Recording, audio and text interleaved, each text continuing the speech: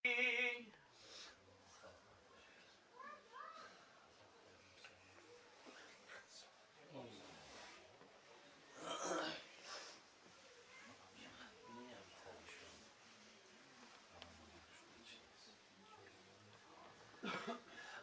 لله رب العالمين والعاقبة للمتقين ولا حول ولا قوة إلا بالله العلي العظيم والصلاة والسلام على سيد الأولين والآخرين وعلى آله وأصحابه أجمعين. برادران عزیز و گرامی، خاندان این دادر عزیزمان عبدالعلی که بسیار یک محفل زیبایی را امروز آراسته کرد از حضور اینقدر علما و اینقدر قاری ها و اینقدر مهمان های خوب. الله مهربان این برادر ما را این خیر احسان هاش و این محبت و اخلاص به درگاهش مقبول گرداند. کار و باراش الله مهربان قرار و کشایش و الله مهربان باز هم محبت و توفیق به سوی دین خدا زیاد گرداند. برادرای عزیز و گرامی، در این لحظه هایی که الحمدلله رب العالمین خیلی از گویم بعد شام از صحبت داملاها و آوازهای قاری ها که شما شنیدین، از این خاطر نه چندان وقتی زیاد دیده یک حدیثی را از رسول اکرم صلی الله علیه و سلم میخوانیم و آنچه معنایی که در زیر این حدیث است انشاءالله گوش میکنیم و از خداوند فقط تمنای او را داریم که الله مهربان باز هم محبت و ذوق ما را به سوی شنیدن سخنهای پیغمبر زیاد گردانند و توفیق عمل کردنش هم الله مهربان به ما و شما عطا فرماید. عزیزای خدا میگن ابر گریان باغ را خندان کند، صحبت مردان از مردان کند.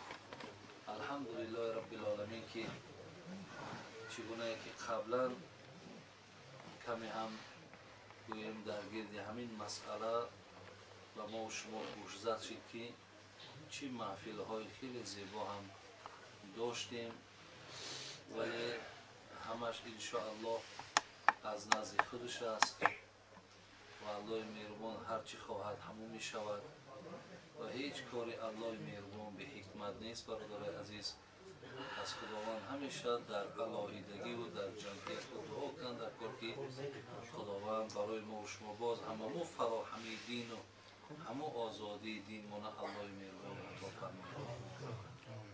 حدیثی را که برادرای عزیز و گرامی من برای شما میخوانم، راویش حضرت ابیذر غفاری و راویش ابن حبان است. خود ابیذر غفاری رضی الله عنه که از صحابه های پیامبرمان به شمار می رود و یکی از گویم خیلی و خیلی بنده های بغیرت و خوب خدا بود، فرمود که پیش پیامبر گرامی آمدم و از حبیب خدا توصیه خواستم. گفتم اوصینی یا رسول الله. میگه حضرت به جانب ما گشت و گفت که علیک بتقوی الله فانه رأس الامر کلی. و قلت یا رسول الله زدنی. قال عليك بتلاوة القرآن فإنه لك نور في الأرض و زخر لك في السماء.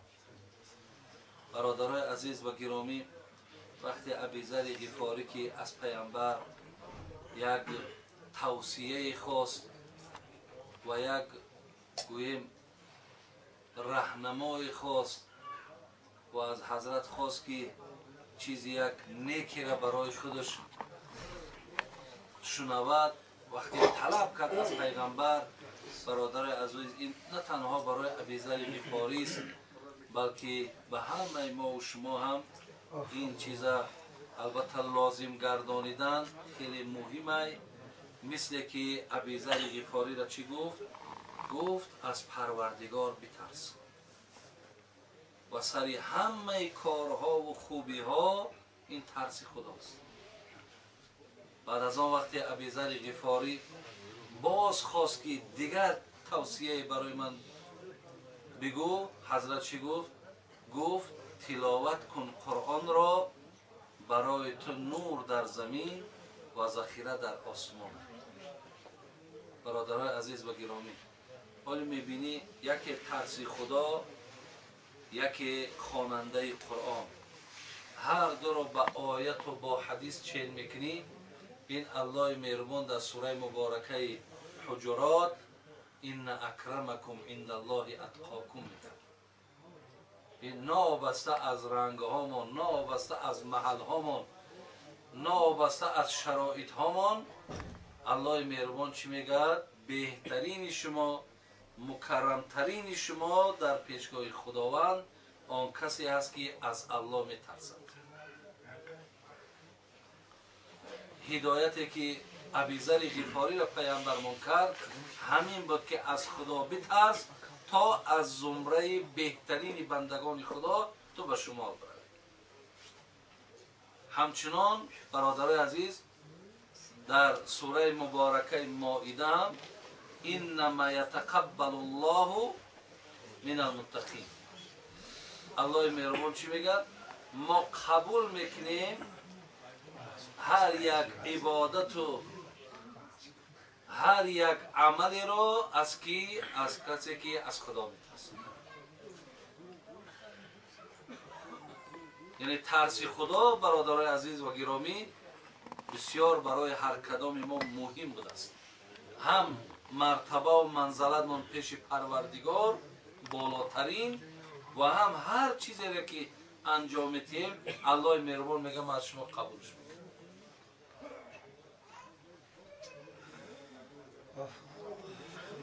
و همچنان حضرت عثمان که راوی این حدیث امام بخاری در کتاب صحیح خود آورده است، خیرکم من تعلم القرآن و علمه. بین در بین ما بهترین من کیست؟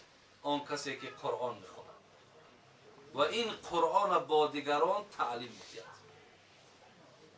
نفری از خدا میترسد، نفری قرآن میخوانده است، این بهترین بنده خدا بوده است. خوش به حال آن کسی که هر آینه انشاءالله آدم که ترس خدا داشته باشد تلاوت قرآن هم در او ضم می شود. و البته پایبندی تلاوت قرآن هم حتمی می گردد.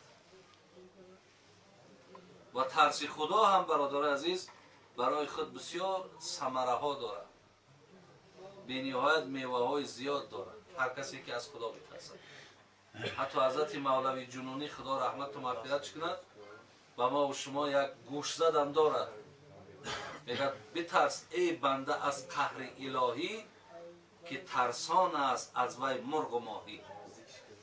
حتی مرغ ها و ماهی ها از او خدا میترسند، شما هم باید از پروردگارتان بترسید.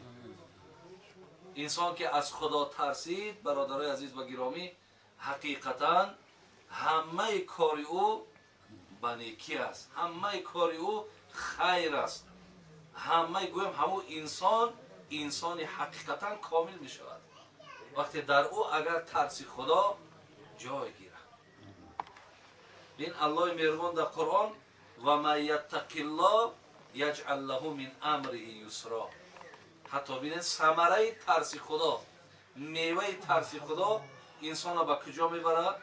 الله میگه همه کار تو را ما آسان میکنیم، هیچ کاری نمیماند برای تو که برای تو سختی و مشکلات بیاره. تا اگر از ما میترسی ما در کارهای تو را کمک میکنیم از حساب ترس.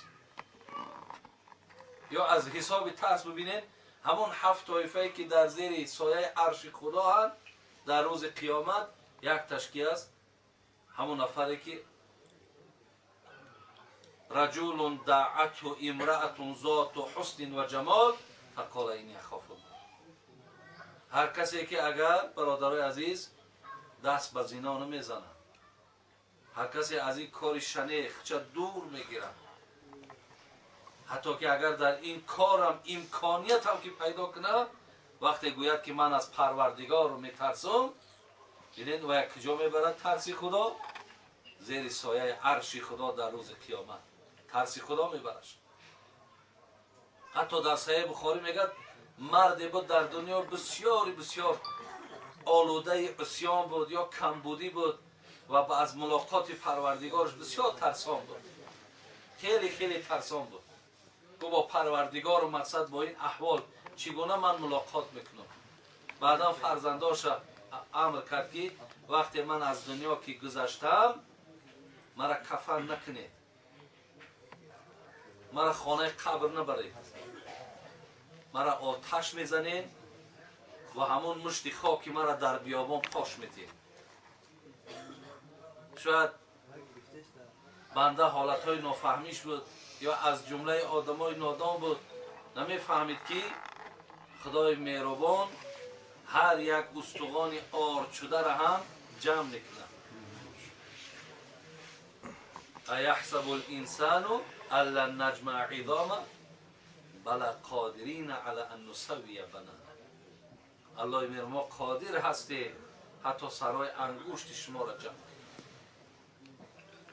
خلاص میگه وقتی این کار فرزنداش انجام دادن، با یک مشت خاک مبدلش کردن، خاکش در بیابان که پاش دادن، میگه الله مهربان وقتی این خاک جمع کرد و بعد از آن پرسیدش لما فعلت هذا، برای چی این کار کردی؟ اصلا این کار خیلی خیلی نادرسته، چرا تیر انجام دادی؟ میگه ای بنده خدا در جواب گفت حقیقتا و به همین خاطر کرده بود. گفت من خشیتی پروردگار ما از ترسی تو کرد که با تو ملاقات نکنم، تا مقصد این کرده هایی که من داشتم با این شرمندگی با تو روبرو نشم. بین در حدیث چی می آید؟ پیغمبر ما گفت فغفر الله له، الله مهربان در همین کلمه که از ترسی تو کردم چیکارش کرد؟ میگه مغفرتش کرد، خداوند بخشیدش. خدا کنه برادرای عزیز که ما نیز در قلب هامون، ما نیز در وجود هامون ترس خدا داشته باشیم. یحیی ابن معاذ در کتاب عبدالواحد شعرانی میاره، میگه در کتابش قید کرد که اگر مردم آن قدری که از تنگ دستی میترسن، از ناداری میترسن، از بی‌شرایطی میترسن، اگر همین مقدار از خدا بترسن راستا به جنت میروند. اگر به شرطی از همین طرزی که تنگ دستی دارن. یا کعب الاحبار را میارد، میگه وقتی که کعب الاحبار گفت که اگر از ترس خدا از چشمم اگر آب بیرون شود، بر رخساره هام اگر جاری شود، برای من محبوب تر است از اینه که یک کوه طلا را در راه خدا صدقه کنم. برای من این محبوب تر است که از ترس خدا یک قطره از چشم ما بیرون شود. عطای سلمی را حکایه میکند، میگه گفت که اگر در دنیا آتش افروخته کنند، گویند در همین آتش پرتا از آتش جهنم تو نجات میابی، هر آینه من رازگی ما میتونم. میگه تیز تیز بدنش دوی مسواس میکرد. میگفتن چرا مثال تو این کار داد، این قدر مقصد خطا دادگی؟ میگه میترسم که خداوند به یک شکل دیگه مبدل نکنه. زخاطر برادرای عزیز و گرامی در انسان ترس خدا بسیار خیرهای زیادی میاره. دیگر خیرش همین است که انسانی که صدقاً از خدا میترسه تمام آن چیزی که هست از اون میترسه. در او آدم یک وقار پیدا میشه، در او آدم یک هیبت پیدا میشه. انسانی که اگر در وجودش ترس خدا داره.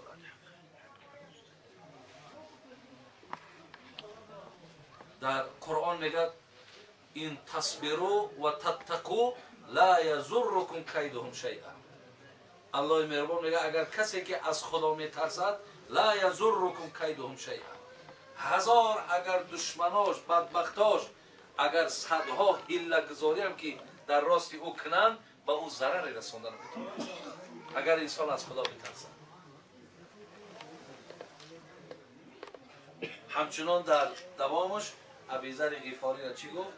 زیاد تلاوت قرآن کن برای تو نور در زمین ذخیره در آسمان. یعنی برای تو هم در دنیا خیر است هم در آخرت خیر است. این بهترین ما را پیامبر گفت که آن کسی است که قرآن میخواند. برادرای عزیز و گرامی، در بین ما مردم مسلمان قرآن خوان بی نهایت کم، بی نهایت قرآن خوان کم. در خاندان هامان حتی خانوادار هم جلبی به قرآن خوانی نمیکنیم. خدا دانای یک بار اونها را برای قرآن خواندن ملال نمیکنیم. یک بار اونها را یگان سخن سخت برای که قرآن خوان شوند ما مثال اهمیت نمیدیم. ولی در این کار برادرات ما بسیار حسرت میخوریم، حتما حسرت میخوریم. حتی جناب رسول اکرم صلی الله علیه وسلم میگفت ان الذي ليس في جوفه شيء من القرآن كبيت الخريب. آن کسی که قرآن نداره، آن کسی که تلاوت قرآن نداره، آن کسی که رغبتی به قرآن ندارد مثل یک خانه چپه شده است. یک خانه که چپه می شود از او یگان گویم خیری وجود نداره. آدمی که به همین قرآن سر کار نداره، آدمی که در همین رغبت نداره، آدمی که مردم به همین دلالت نمیکنه مثل همین خانه چپه شده است. ان الله یرفع بهذا الكتاب اقواما و یضع به آخرین. خداوند با واسطه همین کتابش بعضی ها را بین رفعت میته، بعضی ها را مرتبه میته، بعضی ها را منزلت میته. بعضی هایی که به همین قرآن عمل ندارن، به همین قرآن سر و کار ندارن، محبت ندارن، اخلاص ندارن، میگه با از پشت همین کتاب اونها با خار میشن. یک قسمت آبرو میته، یک قسمت خار میکنه از پشت همین کتاب. از این جهت برادر عزیز حاضر ما الحمدلله اگر چندی که فراهمم بیشترم نباشد ولی هست و اندازه ای که ما قرآن آموزیم داریم همین امکانیت. این دانلای پیشواری حکایه ها کنن مثال در زمان های اونها خوانده بودن که از این زمان ها در وزنی تر بود. بازی الحمدلله رب العالمین به هر حال باز میگم که خداوند از این بد نکنه امکانیت هست. آدمی که اگر ذوقش باشه محبتش باشد در او انشاءالله این کار مثال جابجا کرده میتونه. فرزندا را اهل قرآن کنده کن، دخترکان اهل قرآن کنده کن تا اونها اگر دخترای ما و شما، خواهرای ما و شما به قرآن سر کار بگیرن برادر عزیز او حتی به همون گویم فرزندی که از او به دنیا به همون تاثیر میبخشد.